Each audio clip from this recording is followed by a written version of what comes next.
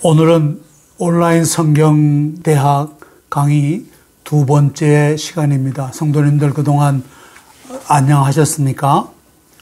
오늘 강의의 제목은 화살처럼입니다. 그 옛날 전쟁할 때 화살 가지고 전쟁하지 않았습니까? 그처럼 화살처럼이라는 제목을 잡았습니다. 이것은 시편 127편 3절로부터 4절에 나오는 말씀을 근거로 하는 것입니다. 보라, 자식들은 여호와의 기업이요 태의 열매는 상급이로다. 젊은 자의 자식은 장사의 수중의 화살 같으니 라는 말씀을 근거로 하고 있는 것입니다. 장사가 전쟁터에 나갈 때 그 전통의 화살을 가득히 담고 나가서 그 화살로 적군을 물리치지 않습니까? 그처럼 우리의 자녀들도 바로 이런 화살과 같은 그런 역할을 하게 된다는 것을 보여주고 있는 것입니다. 미국의 유명한 대통령 존 F. 케네디가 있습니다. 그분은 안타깝게도 젊은 나이에 암살을 당했죠. 그의 어머니 로즈 케네디가 다음과 같이 말하였습니다.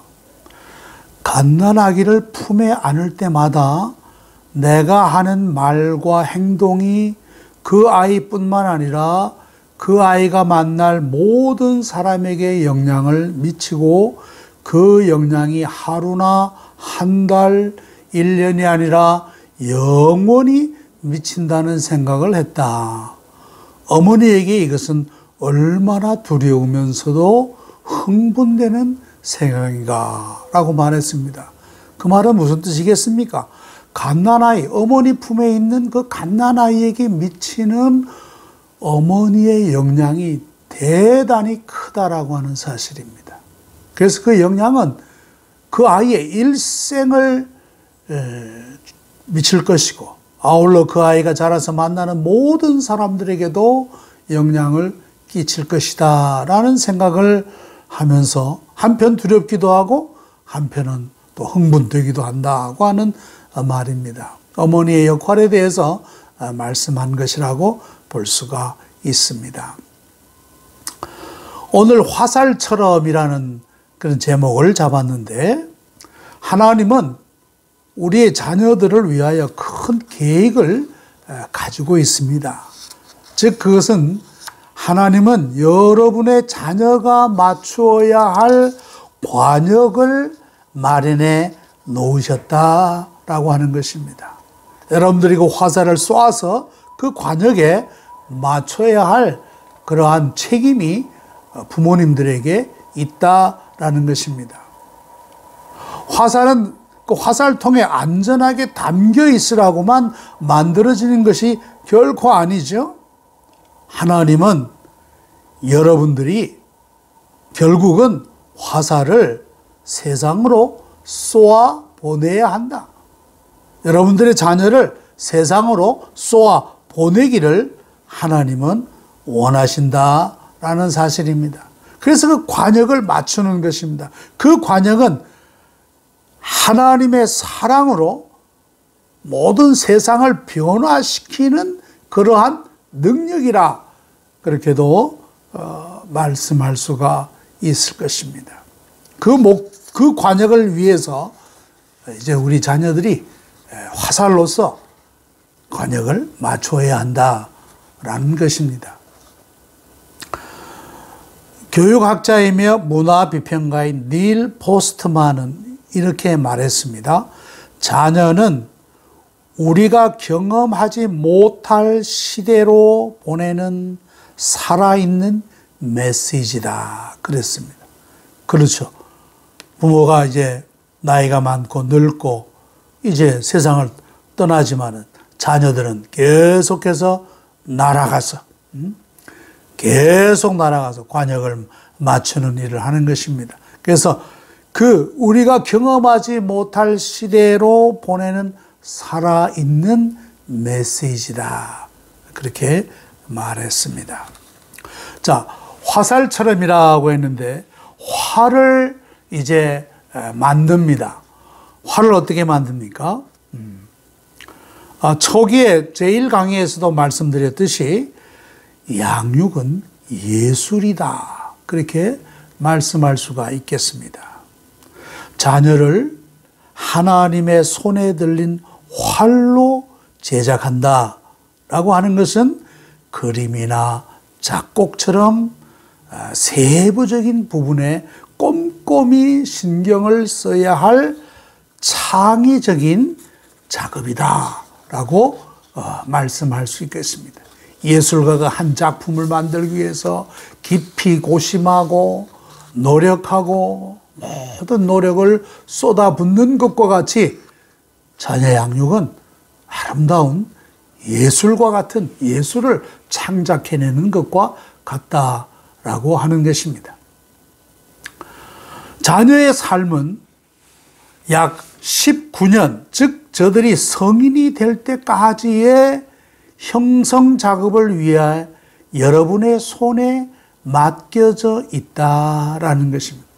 대략 이제 우리 자녀들이 성인이 되기까지 한 19년에서 한 20년이 걸리지 않습니까? 그때까지 우리가 그들의 인격과 그들의 모든 그것을 빚어내는 작업을 하는 그러한 예술가로서 우리의 손에 하나님께서 저들을 맡겨 두셨다라고 하는 것입니다.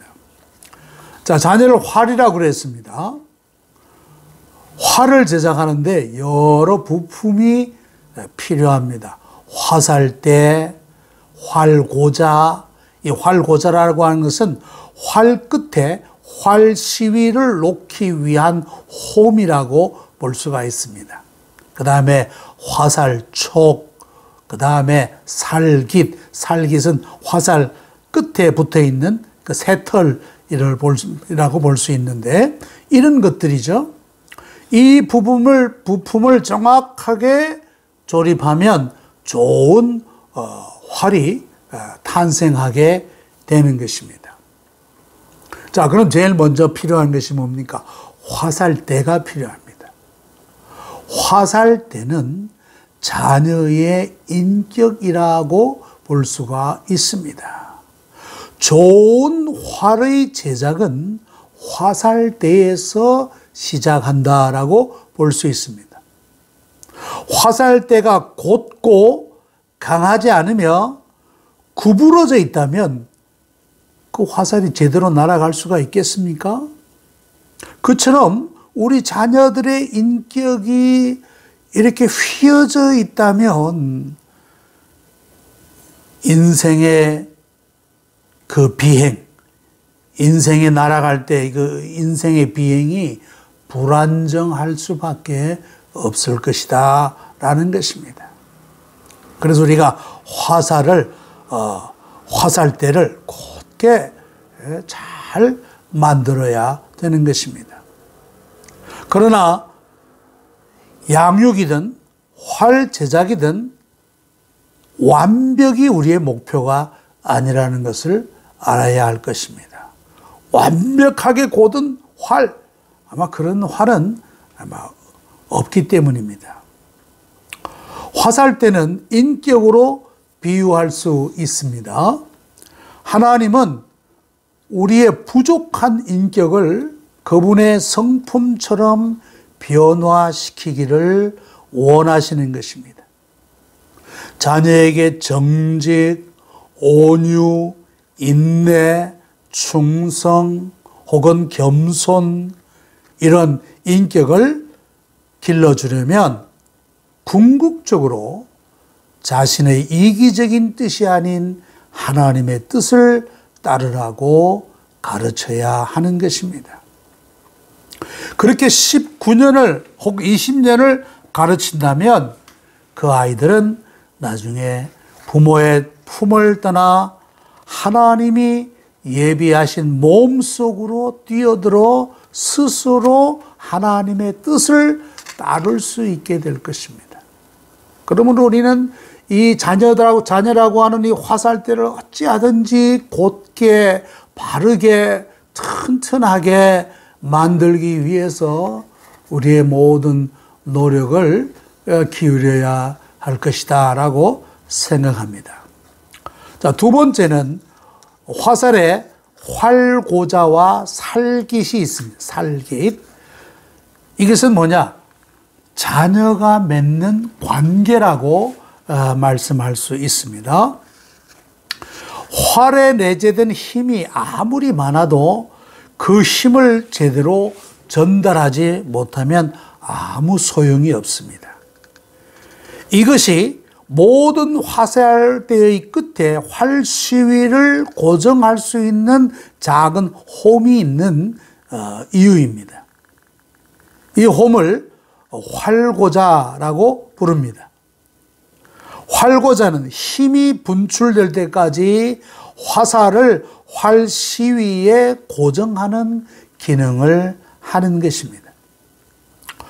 화살에 붙은 살깃은 화살이 날아갈 때 그 견인력을 발생시켜서 화살의 뒤쪽 끝이 앞의 화살촉을 부드럽게 따라가도록 하는 것입니다.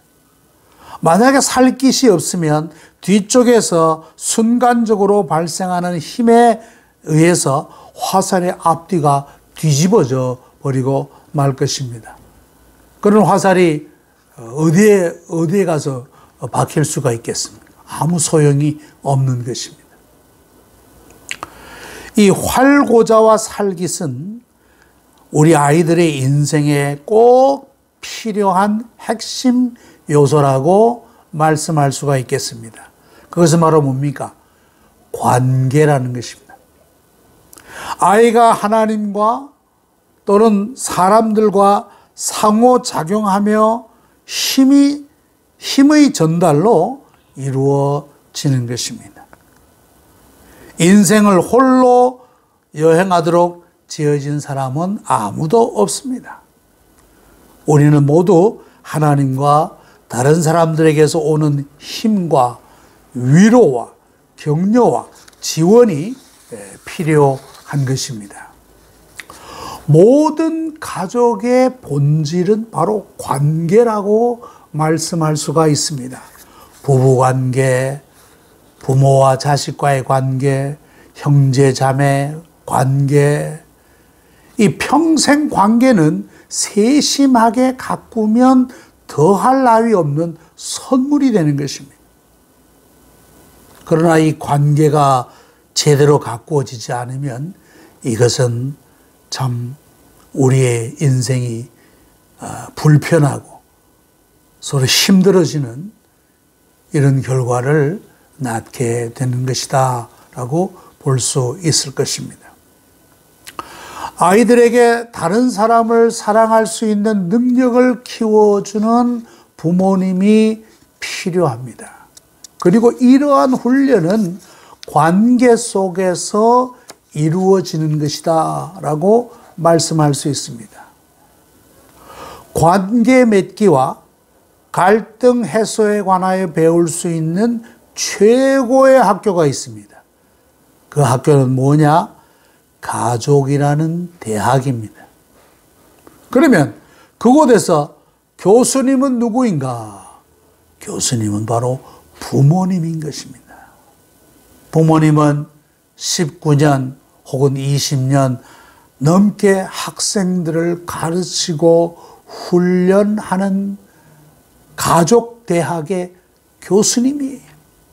이 부모님들이 가족 대학의 교수 역할을 잘 감당해야 될 터인데 이것을 잘 감당하지 못함으로 말미암아 우리 자녀들이 가족과의 관계를 제대로 배우지 못하니까 학교나 사회에서도 그 관계가 정상적으로 발전하지 못하는 그러한 어려움들이 있는 것입니다.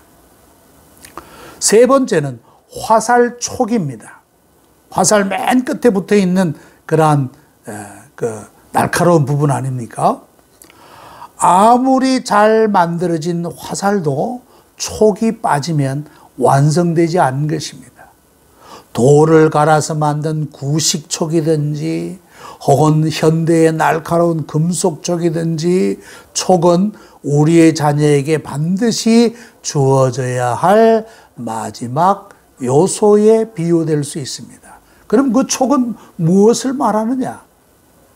그 요소는 바로 인생에 관한 비전이라고 말씀할 수 있습니다. 모든 사람에게는 삶의 의미를 부여하는 목적 혹은 열정, 소명, 임무가 필요한 것입니다. 부모는 하나님이 자녀를 위하여 특별히 예비하신 독특한 인물을 찾게 해주어야 한다는 것입니다. 그 부모가 그 아이의 역량과 혹은 능력과 취미와 기질과 이런 것을 살피면서 하나님이 이 자녀를 통해서 이루시고자 하는 뜻이 무엇인가, 임무가 무엇인가, 이걸 찾아서 개발해 주어야 할 필요가 있다는 것입니다. 이때 반드시 고려해야 할 점은 바로 하나님의 바람입니다. 하나님의 바람 가운데 우리의 자녀를 통하여 참 다음 세대에 복음을 어떻게 전해줄 것인가 하는 그러한 중요한 주제도 들어갈 수가 있을 것입니다. 부모가 자녀의 궁극적인 운명을 통제할 수 없습니다. 우리의 화살이 정확히 어떤 표적을 마칠지 우리가 결정할 수 없습니다. 하지만 우리가 방향을 제시하고 그 방향으로 잘 날아가도록 도와줄 수 있는 것입니다. 아들아, 하나님께서 너를 통하여 이러이러한 일을 하는 것을 원하시는 것 같다. 그 방면으로 노력을 해라. 그 방면으로 관심을 가져라. 그 방면으로 목표를 정하고 나가라. 이렇게 방향을 제시해 줄 수가 있을 것입니다. 자, 그러나 우리의 인생이 다 우리의 계획과 우리의 뜻대로 되는 것은 결코 아닙니다.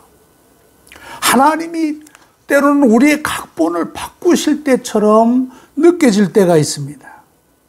때때로 하나님은 우리가 이해하거나 설명할 수 없는 이유들로 우리의 계획을 무산시키시고 때로는 기대를 꺾으시는 때도 있습니다. 이처럼 예기치 못한 사건들이 있을 때조차도 이 모든 것들이 하나님의 더 큰 계획 속에 있다라고 하는 사실을 우리는 깨달아야 할 것입니다.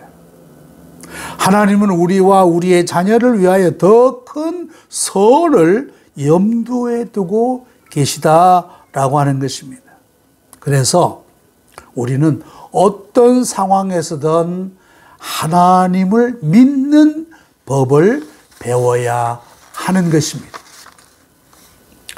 이 책을 쓴 필자가 이런 간증을 했습니다. 이 필자의 아들이 이 사무엘인데 태어난 지 18개월부터 운동에 아주 탁월한 재능을 보였다고 합니다. 그러면서 이 공에 대한 열정이 남달랐습니다. 이 사무엘은 13살이 되자 테니스를 배우기 시작했는데 천부적인 운동신경 덕분에 금세 두각을 나타내기 시작했다고 합니다. 그래서 그 주에서 주최하는 테니스 토너먼트까지 진출하였고 순위 7위까지 올라갔다고 합니다. 그러나 이상하게 점점 성적이 떨어지기 시작했다고 합니다. 코트에서 자꾸 넘어지며 공을 쉽게 받아치지도 못하고 게임 성적이 점점 부진했습니다. 그래서 그 몸의 이상을 감지하고 병원에 가서 신경과 의사에게 자세히 진찰을 받아보니까 그 병의 병명이 뭐냐, 신경근육퇴행이라고 하는 그러한 진단을 받았습니다. 그러나 이 사무엘은 이것을 극복하기 위해 부단히 전보다 더 많이 노력했지만 그럼에도 불구하고 그의 노력에